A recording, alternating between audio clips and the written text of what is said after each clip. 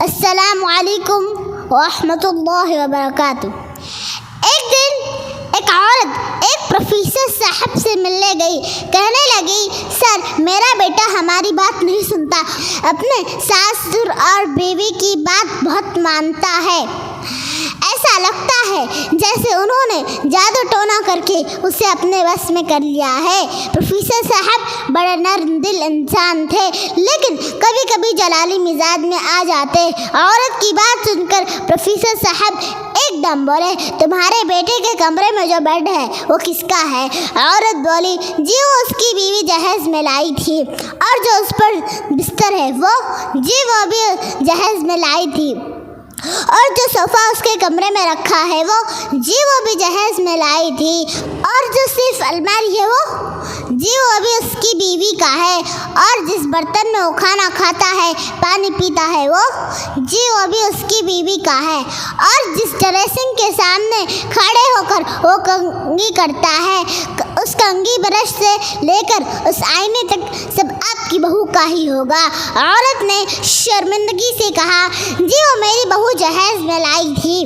تو اماں، جب آپ کا بیٹا سوتا اپنے سسر کے بستر پر ہے، وہ بیٹھتا اپنے سسر کے صوفے پر ہے، اسی کے دیے ہوئے برتنوں میں کھاتا ہے، اسی کے دیے ہوئے گلاس میں پانی پیتا ہے، بال بنانے کے لیے اس کا دیا ہوا برش استعمال کرتا ہے۔ تو اماں، آپ کا بیٹا تو نمک حلالی کر رہا ہے، آپ نے اسے در حقیقت ان چیزوں کے بدلے گروی یعنی رہن رکھ دیا ہے، بلکہ آپ نے اسے بیچ ہی دیا ہے۔ جب وہ کنگھی سے لے کر گلاس تک دوسرے کا دیا ہوا استعمال کر رہا ہے، صوفہ بیڈ بستر کمبل چادر سب دوسروں کا ہے۔ آپ لوگ نے تو اس کی خودداری اسی دن مار دی تھی جس دن یہ سب ٹرک بھر بھر کر گھر لے آئے تھے۔ تو اماں، اس پر جادو ٹونا آپ نے خود کروایا ہے۔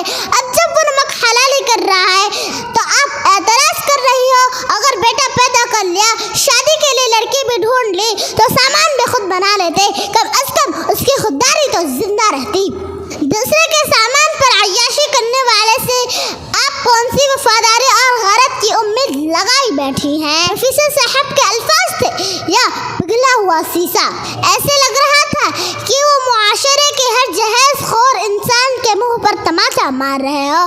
زندگی میں پہلی بار محسوس ہوا کہ عملی طور پر جہیز ایک لعنت کا مطلب کیا ہوتا ہے۔ آپ بھی عہد کیجئے کہ اپنی آئندہ نسلوں کو جہیز کے بدلے نہیں بیچو گے۔ اگر اللہ تعالیٰ نے بیٹے جیسی نعمت سے نوازا ہے تو اس کی خودداری کا سودا ایک ٹرک سامان کے ساتھ مت کیجیے۔ خوش رہیں، خوشیاں بانٹیں اور دعاؤں میں یاد رکھیں۔ خدا حافظ۔